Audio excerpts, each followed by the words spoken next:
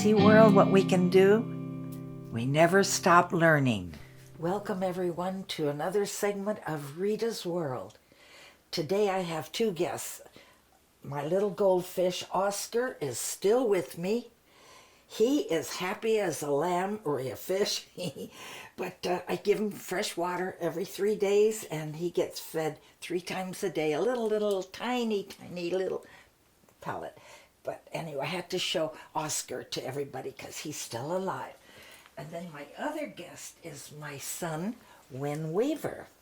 Yes. And Win, I'm going to talk about Win, but I have to tell you about how Win came into my life. I met this wonderful man, Mr. Doodles Weaver. I think it was 1950 or I don't know, 52. I don't know the name of the year, but he was a wonderful friend, and he was a kind man and taught me a lot. He was with the Horace Heights show, and he said, "Someday I'm going to marry you." And I think I'm 16 or 17. I said, "Oh, I'm not getting married till I'm 21. He said, "Well, I'll wait." And I was just never thought I'd marry Doodles Weaver, but he was the kindest man. And I said, "Well, if I ever got married, I'd want a man to give me a house and 2 children." He said, "I'd do that." So I thought of that for years and years and years. And when I was 21, I married him. And I had 2 children and a house. This is my son, Win Weaver. There he is. He was born with all this hair, and he's still got a full head of hair. And my daughter, Janella, and Aunt Silva, Doodles Weaver's sister. And there I am. So I just had to share that with you before I talk about Win, because when he came into my life, he was he had a mind of his own. When Win was 6 months or 7 months old, he was sitting in the high chair and I'd feed him. And he one day thought, he took that spoon and he wanted to do it himself. I said, "Great, less work for me, kid." So I could wash dishes in the kitchen. He was right there in the high chair. So I thought, boy, this kid has got a mind of his own. That's pretty good. So then when he's about 2.5, I'm in the bedroom making the beds, and I hear boom, boom, boom. So it's strange. I go in there, I said, "Win, what are you doing?" Daddy. His daddy, Doodles Weaver, was a famous actor. He was on radio and TV. Daddy, he wanted to get Daddy out of the TV, radio, and I went, "Oh, that's terrible. I think I have a juvenile delinquent." I told my husband when he came home from the radio show.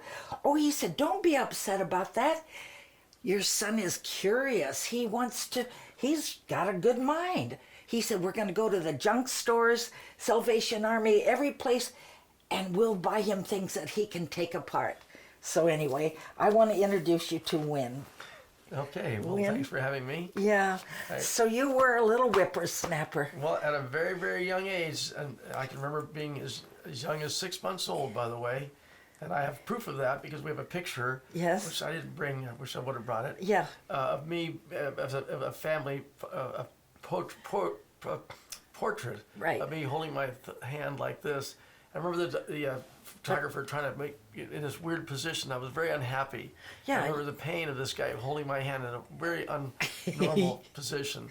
And I said to myself, "This is not nice. I don't like this guy." But I was fascinated by the camera. I was looking at the camera and saying, "What's that thing?" So, and of course, then after that, I just started having a curiosity for anything mechanical, electrical, Yes. anything that moved. I want to see why. And so I Right. just started taking things apart like crazy. As I recall, you guys had to hide all the tape recorders and the good stuff and put it up in the closet way up high. Yes. Where I couldn't get to it because I would definitely take it apart. Yeah.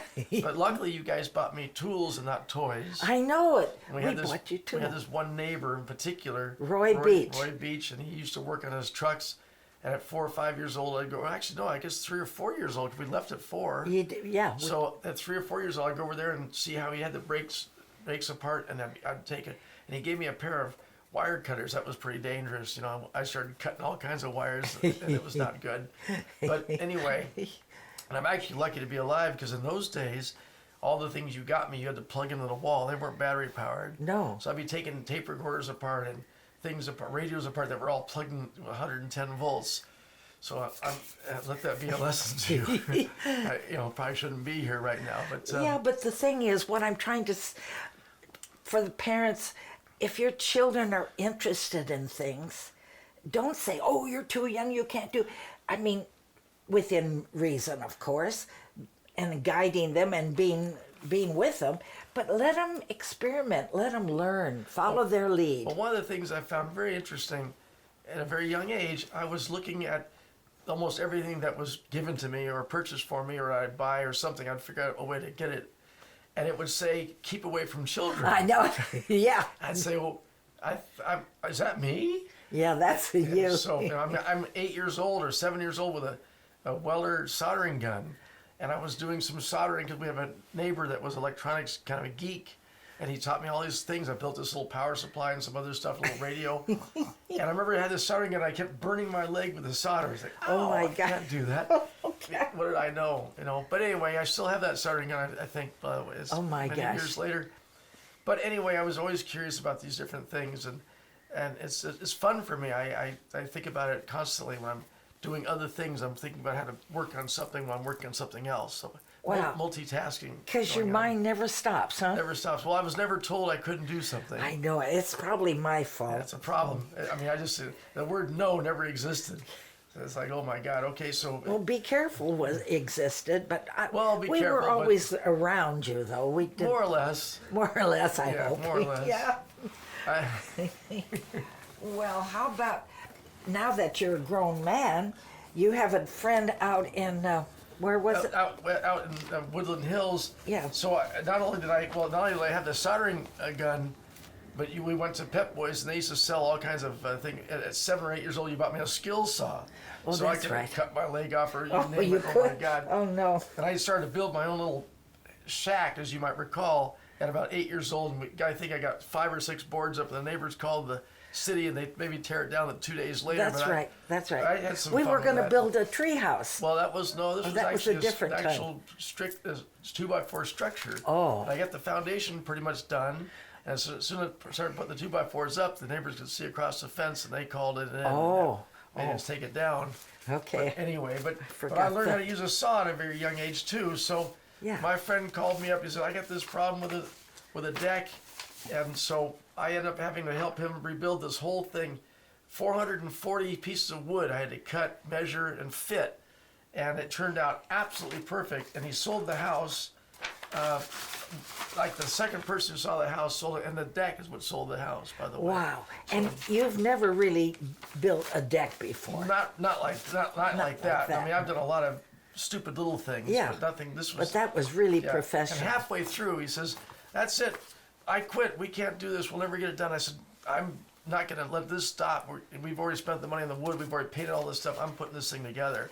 And I pushed him the rest of the way. He wanted to actually at that point go tear it all down, just take it to the dump and be done with it. Oh, my. And I said no. And then anyway, so the house sold and he's happy, and that's a good thing. That's very good. I'm Yeah, happy yeah. for that. Okay. Yeah. And now, today, what do you do?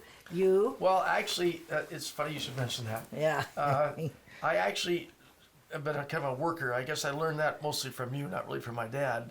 But basically, at a very, very young age, I had this entrepreneurial spirit of always being my own boss and having my own business and whatnot. But to get there, you had to work for somebody else, of course. So at age 8, Oh, I yeah. went to work at 31 Flavors. Oh, yeah. 31 flavors, Yeah, right on up the Magnolia. street. I'd ride my bicycle up there, and I'd make $2 a day. Yeah. And I work maybe 3 or 4 days a week during the summer, of course. Yeah. And of course, it was all actually illegal because I wasn't, they weren't taking out taxes and stuff. No, but, well, Back in those days, nobody really cared. but what did you do? Well, I had to go clean up, so I was so small. I mean, I can't, by the way, I can't fit into this anymore. Oh, no, I can't. 8 But- years old, I yeah, can yeah. imagine. Okay. But I must say that I was so small that I could actually crawl way, way back inside the cabinets and clean up the mushrooms, the marshmallow sauce that had spilled out of the 1-gallon cans. Because on a busy Saturday night, these high school kids that were working there, they would just take these cans and throw them back in the cabinets and whatnot, and half the time they'd fall over. and nobody else could fit inside there to get there to clean it all up. So I'd go way in the back of this cabinet and be with a scraper and washcloths, and I'd get all that stuff cleaned up. So then I went right from that to having 2 jobs, going to school and having 2 jobs at the same time as a machinist at 15 at a Jules Auto Parts doing rebuilding engines and whatnot. Magnolia again. Magnolia, yeah. And then down at the Sizzler restaurant in Burbank, which is now closed. Yes. And I was a busboy and a dishwasher. Right. So, but I wasn't even getting paid, by the way. But I was just working there. Because you would get these jobs because I always said we all have to work. You'd want money and stuff. I'd say, what do you think? I have a money tree out there? That's right. Yeah. And sometimes it was just for eating because you had to go work as a waitress since I was kind of hungry. So I'd go there and they wouldn't give me any meat, which is actually kind of a good thing. I'm a vegetarian now. Oh. But I would get a baked potato and maybe a soft drink and a salad or something. And a salad, yeah. Yeah, and I just lived off of that. And it was lots of fun. And every now and then the guy would say, hey, you did a great job. We were busy. Here's $5. $5. I couldn't believe it. Wow. Yeah, I was amazed. So, and I ended up getting a real job there. They hired me legally at 15 with a worker's permit and all that stuff. Oh. And then, and that was, but I learned a lot, by the way. You know, the Mexican people, Hispanics, they were very hard workers. And I learned a lot of my work ethic from them. Right. Because they all had 2 jobs, every one of them. And that was a long time ago when it wasn't really that necessary. But they were in a weird position where they had to support their families in Mexico and here. That's true. So they were always sending half their paycheck to Mexico, and it was an interesting time. Yes. But they were great people, and they taught me a lot about just keep on going. Yeah. Great win. That's exciting. Yeah. So yeah. Well, what else? You had something. Well, then of course later on, Yeah. I had the auto repair shop. Oh yes. So I good. worked for a transmission guy for a little while, Daryl Young's Transmissions, and was doing a lot of work on vehicles for him. Right. And then I went to work for some other little places in the area, and then decided to get my own place because that was my destiny, and I had that for about 5 years, and that was okay, except I fixed everybody's car in the neighborhood to the point where I actually put myself out of business. Yeah. Because they didn't need any work. I'd done taking care of everybody, and that was kind of a weird deal. But then I moved on to having an auto parts store. Right. And that was really a great, exciting time until AutoZone came in and That's right. pretty much took care of that. So AutoZone and their great corporate hand just crushed me and everybody else in that business, by the way. Yeah, you used to have a fleet account at Lockheed. Well, we sold to everybody in my area. I'd say maybe 20 mile square area we sold to. We had over 320 customer accounts, charge accounts. Wow. Very, very busy. Had 4 or 5 drivers every time, and that's all just disappeared. And then seeing that was a failing deal, I went into the boat business, which I became a yacht broker, and then I ended up buying the company, Bob Keppel Yacht Sales. That's right. So now I'm doing that and doing a lot of maintenance and service as well, because that business has kind of been slowed up a bit. Sure. But thank goodness, if something isn't working, you have enough wits about you to say, well, I got to pay the bills. So. Oh yeah, no, I'll probably never go completely hungry, and I can fix whatever can be fixed if it's fixable. Yes. And again, like I say, it goes back to that whole thing. And of course, I was also very fortunate. I mean, since the subject is about me, that I went to a very creative school. I went to a Burbank school in the beginning, kindergarten. And I used to run around thinking I was a mouse because I was called a mouse by my dad, so I thought it was a mouse. Oh, and you would squeak. I would squeak like a mouse. And so in kindergarten, they didn't really care. But in first grade, they said, you can't squeak anymore. Okay. And I said, wait a minute. That amongst other things, I said, I'm not going back. And you said, what do you mean? I said, I'm not going back. So then what do? I think, oh my gosh, so I get the phone book. In those days, they didn't have computers. Of course, I'm not computer savvy anyway, but I looked up in the phone book and it said Creative Play Center. No, it said Creative School. Creative School. A Waldorf school, Highland Hall. And it was on Riverside Drive in North Hollywood.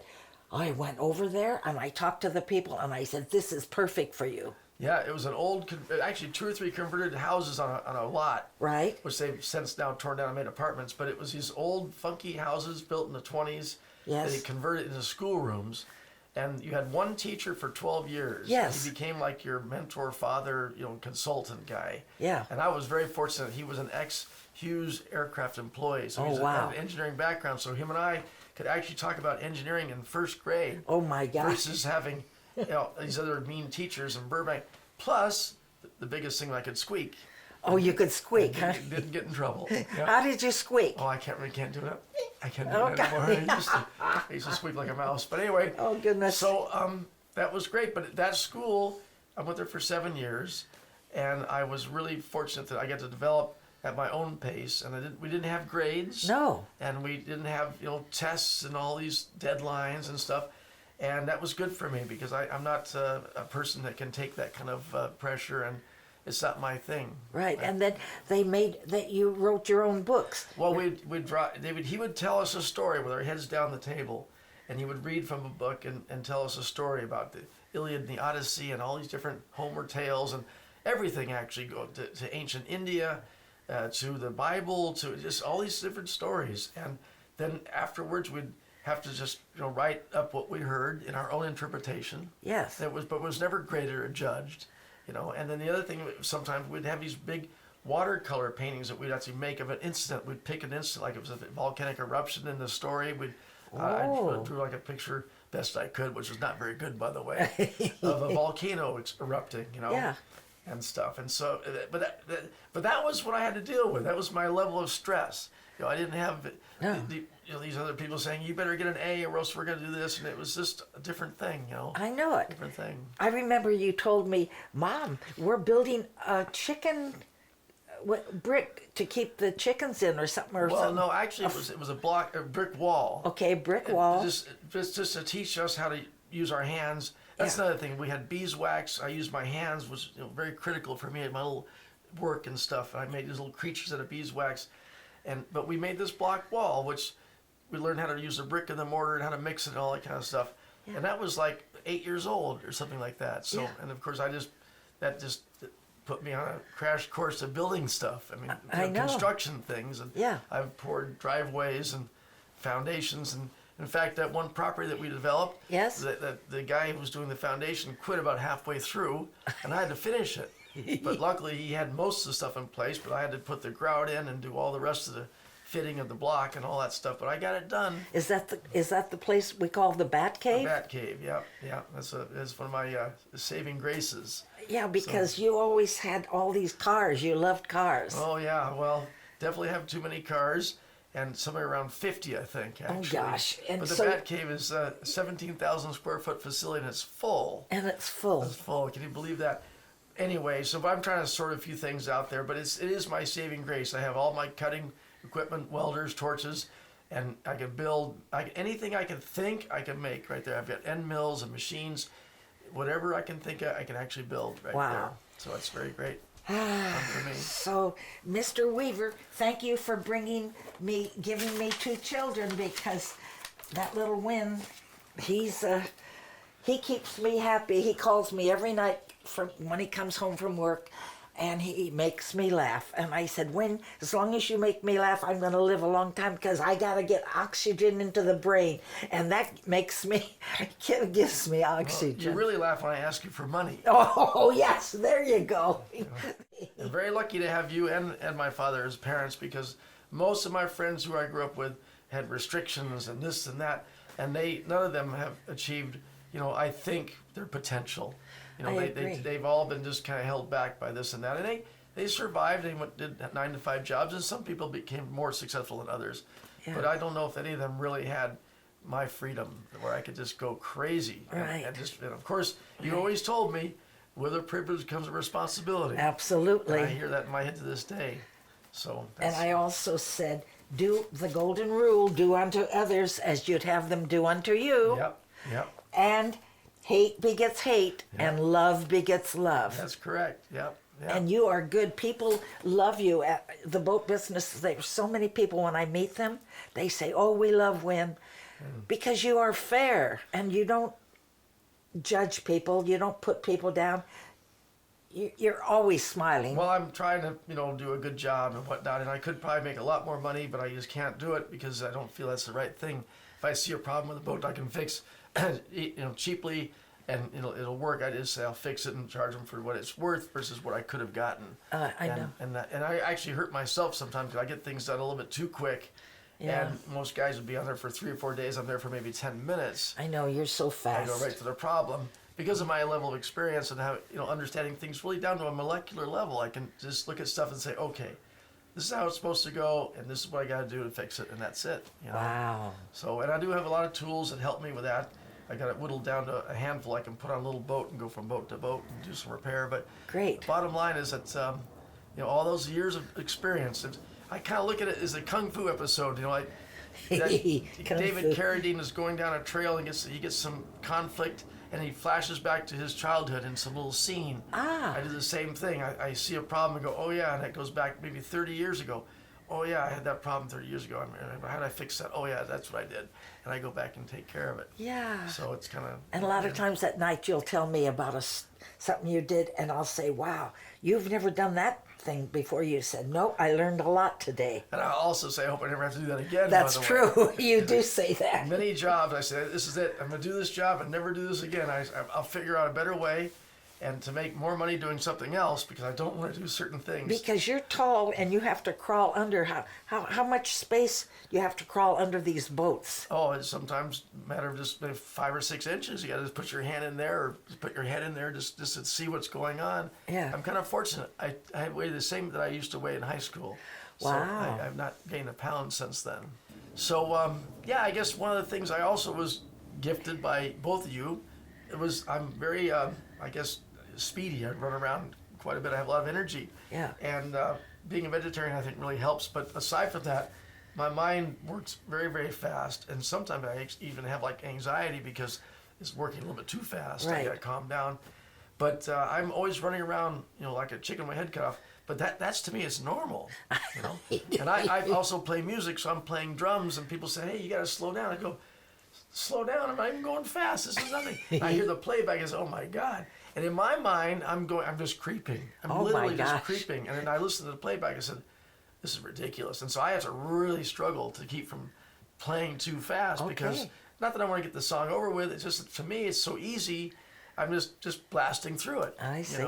So I'm not really thinking about it. I'm usually thinking about something else when I'm playing my drums. Something else, a problem that I'm trying to fix or something else. So, but I'm always running around, and I don't do any drugs, never have, never will. But it's just the nature of my beast. And I've been told that by a few people. Everything you do is so fast. Okay. Yeah. It's just the way it is. Yeah, you gave up alcohol.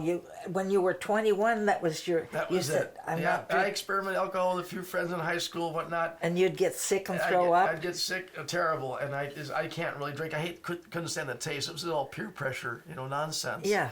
And then I just decided at 21 where I could actually buy this stuff, and after watching my father and his demise with alcohol and whatnot, I said, I can buy this stuff legally now. And I said, now it's time for me to quit, because it could destroy me. And I also had just opened my repair shop at that time, and I didn't want to have that interfere, because the stress could make you use that as a crutch or something like that. So I was not interested in that kind of thing. I'm proud of you for that win. Well, a lot of my friends were surprised, and a few got mad at me. A lot of them have come back and said, hey, you probably did the right thing. Yeah. But I also just stopped partying with them, and they got pretty upset about that. I'm sure they did. Yeah. So I was a bit of a life of the party, as you could imagine.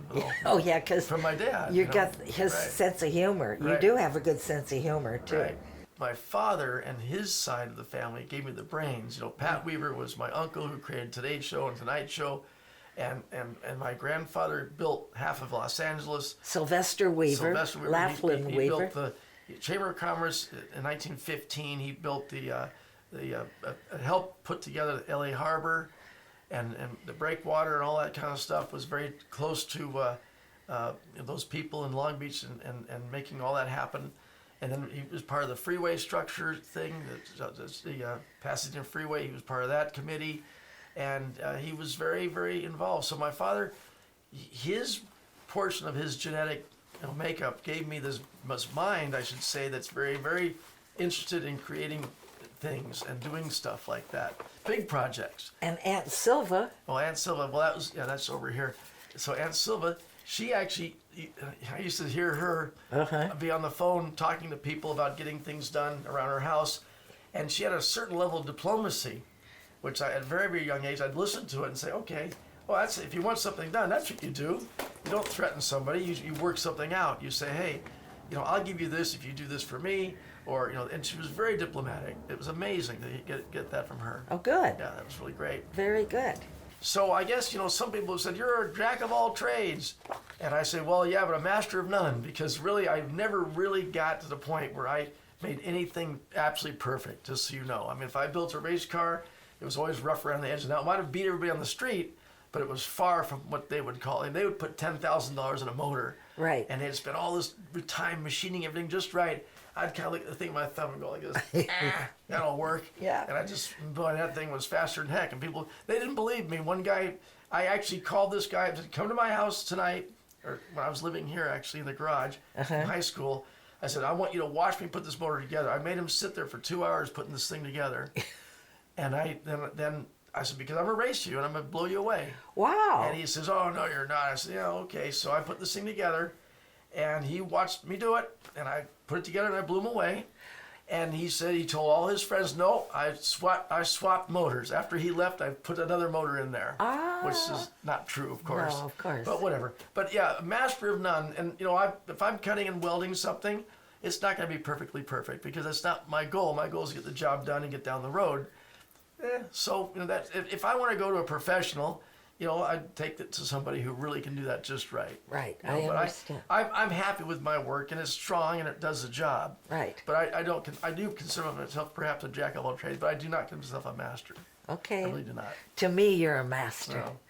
People who master things, which I appreciate, they sometimes can think inside the box too much, and that'll limit their their ability to just expand their horizon and whatnot. So if I kind of just get things done to where they are functional, it doesn't limit me and my thinking to just that being perfect, square edges and whatnot. That's not how I see the world. I see. So basically, if I was to be that kind of guy who had everything perfect, then that's probably where I'd be stuck. And I don't want to be there. No. I want to be able to just do other things and carry on.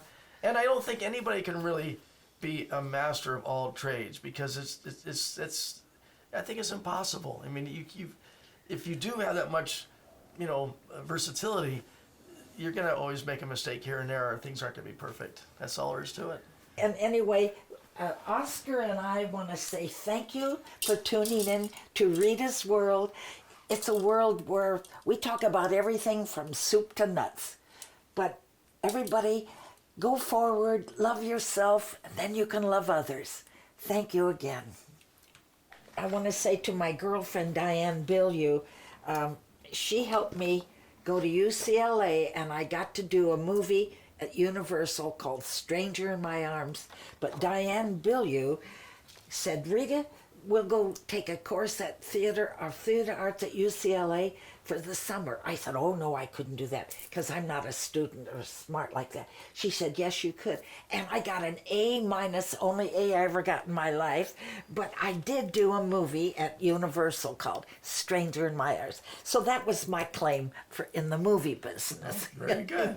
All right, well, congratulations. Okay. See, world, what we can do? We never stop learning.